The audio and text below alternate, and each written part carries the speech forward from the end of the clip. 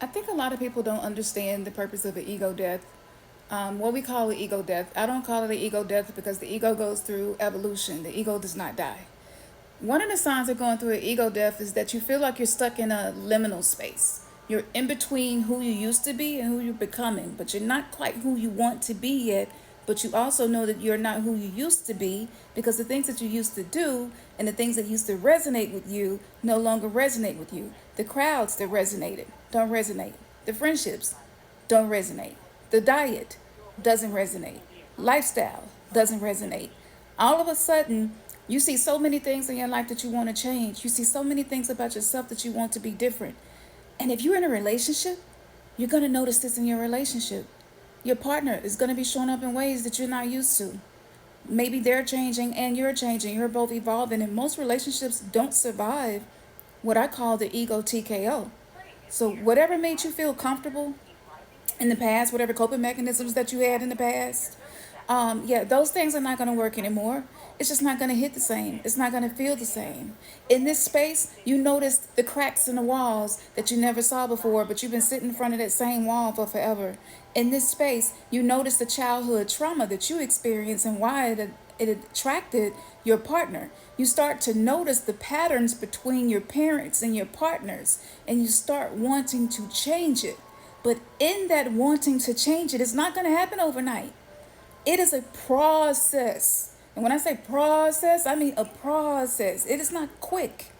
It is a slow, gradual process. And there are some moments where it feels like nothing is getting better. Nothing is changing. Everything is the same old shit. It's a new day, the same task, and it can be frustrating. So when you're in a liminal space, when you're in between who you're becoming and who you used to be, maybe your partner is also in between who they're becoming and who they used to be, right? When you're in that space, the most important place for you to be, to set an intention to be, is to be neutral. And this is why emotional regulation is so important in this space. Because if you are not soothing your own nervous system while you're in this space, we become more electric, more magnetic in this space. Everything is charged. We're looking at everything we want to change.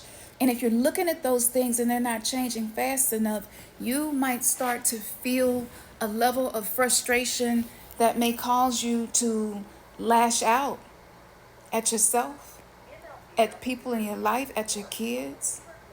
And this level of discontentment, it leads into a learned helplessness and feeling like you're a victim in your own life, but you are the main character of your own life. But when you feel like you don't have the power to change it, then that's when you go into the dark night of the soul. And it's okay to visit, but that's not a place that you want to stay. And if that's new to you and you never heard of that, like just go watch some of my videos on YouTube about awakening, ascension, dark night of the soul, shadow work. But when you're in that space, you want to be very careful about the decisions that you make. You want to be very careful about how you talk to yourself and how you talk to people, especially the people that you love and care for. Because the way that we impact people when we're in that liminal space also has a stronger charge. So your negative thoughts can create a more negative charge externally. Your positive thoughts can create a more powerful external charge, which will change your situation. But a lot of us give up too soon. A lot of us lose heart. We lose heart because the heart is where we gain courage. It takes courage to see shit for what it really is. And all of us swear up and down that we love honesty, we love truth, we hate lies, right? And I talk about this in some of the content that I'm creating for you all, but I've been talking about this. You want to be careful about saying things like, I hate a liar. Because if you hate a liar, you hate yourself. Because I ain't never met a human that ain't never lied. And so these things keep us stuck.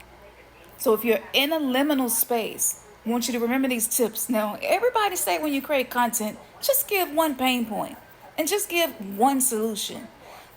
I look, I'm an oracle. I channel the Akashic records. So solutions continue to just pour and pour and pour, and I don't gatekeep.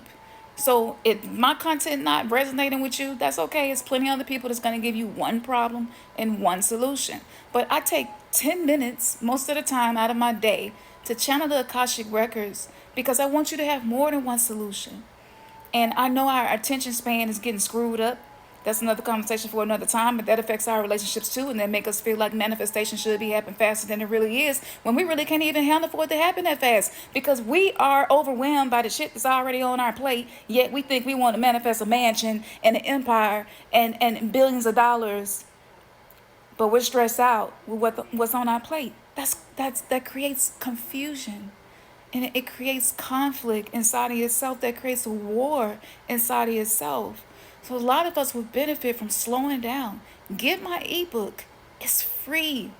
And it really, really, really has way more value than a lot of information that I have found about harnessing the power of your intuition. Because in the liminal space, facts just not go cut it. It might be a fact that you attracted a partner who is emotionally unavailable because at that time you were hurting and were also emotionally unavailable. But maybe you've done the work to heal and you're more emotionally available, but your partner is still in a space of being afraid to be emotionally available. This is when the ego death get triggered. I call it a TKO. It's a total nap out. The ego go get hit and knocked out, and you're not going to be able to use them old coping mechanisms. Is people not going to respond to it how they used to? It's not going to work for you. It's not going to work for you. If you huff and puff, get passive aggressive, get defensive, like whatever your things are, do you know what your coping mechanisms are? Like, what are your negative coping mechanisms? Can you name them? If you can't, how can you manifest something outside of you? You haven't gotten to know yourself well enough yet. And this is why in my course, Turn Pain into Purpose, I have a whole lesson. And when I say whole, it don't mean it's going to take you forever, because I know y'all attention span's probably getting shortened as mine. But I created my course with us in mind, us neurospicy people, right? But in the course, I have a lesson about coping mechanisms. And this is not what I read in a book. This is from the Akashic record and experience. And so if you don't know these things, then you end up manifesting things that are a reflection of the chaos inside of you. And if you're already feeling overwhelmed, if you're already feeling stressed, if you already feel like you can't trust the universe to support you, what do you think you're going to manifest?